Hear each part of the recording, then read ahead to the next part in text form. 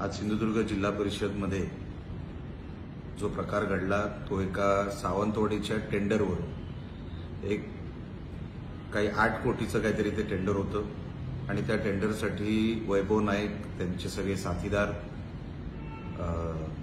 आणि काही इतर लोकही होती त्याच्यामध्ये उभाटा गटाची ते तिकडे गेले आणि आतमध्ये राडा केला, तोडफोड केली, पोलिसांना लाठीचार्ज करावं लागलं। सावंतवाडीमध्ये जे काम होतं त्यासाठी वैभव नाईकांना त्यांच्या मर्जीतला एक ठेकेदार आणि त्यांच्या मर्जीतल्या ठेकेदाराला ते काम मिळावं यासाठी ते तिथे पोहोचले आणि जेव्हा त्यांना कळलं की आपल्याला टेंडर मिळणार नाही किंवा मिळत नाहीये, त्यांनी तिकडे धुमाकूळ घालायला सुरुवात केली। त्यांच्या कार्यकर्त्यांनी त्यांनी मारामारी सुरू केली आणि तोडफोड सुरू केली, जे बघून मग नंतर पोलिसांनी लाठीचार्ज देखील केला। एक आमदार या नात्याने आपण आता स्वतःला प्रश्न विचारणं गरजेचं आहे, एका आमदाराला हे शोभतं का? मी म्हणून माझ्या नेहमीच्या माझ्या कुठल्याही स्टेटमेंटबद्दल त्यांच्याबद्दल जेव्हा मी बोलतो त्यांना मी एवढंच माझं म्हणणं असतं, ह्यांच्यामध्ये मॅच्युरिटी परिपक्वता कधी येणार? राजकीय परिपक्वता तर येणं शक्य नाही या जन्मात, पण व्यक्ती म्हणून परिपक्वता कधी येणार? आपण काय करताय?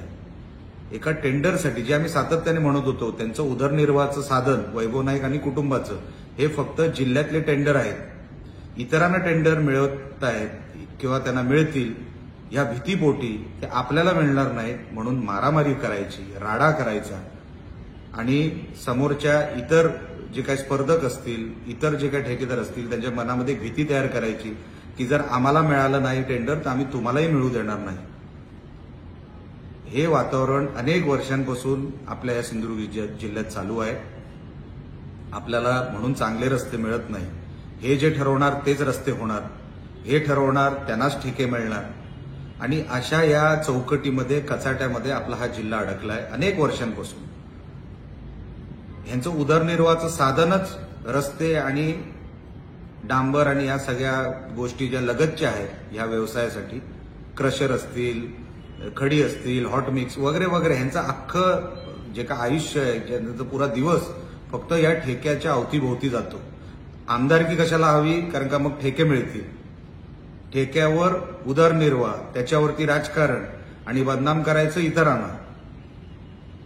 हे डाव आता लोकांनी ओळखलेले आहेत आणि लवकरच वैभव नाईक तुम्हाला योग्य ती जागा लोकच दाखवतील आणि तुम्हाला या जिल्ह्यामध्ये एक साधं ठेका देखील मिळणार नाही याची काळजी देखील लोक घेतील। कारण का या वृत्तीची लोक जे दुसऱ्यांवर दहशतवादीचा आरोप करतात, आज स्वतः तुम्ही काय करताय, कशासाठी करताय? स्वतःचा उदरनिर्वाह तयार करण्यासाठी, स्वतःचं बँक बॅलन्स तयार करण्यासाठी, हे कुठल्याही पक्षासाठी राडा नव्हता, फक्त टेंडर नाईक कुटुंबाला मिळावं म्हणून अख्खं नाईक कुटुंब तिकडे होतं आणि अख्खा जो काय त्यांचा जो मित्र परिवार होता त्यांना ते टेंडर मिळावं म्हणून हा सगळा आज केलेला राडा होता।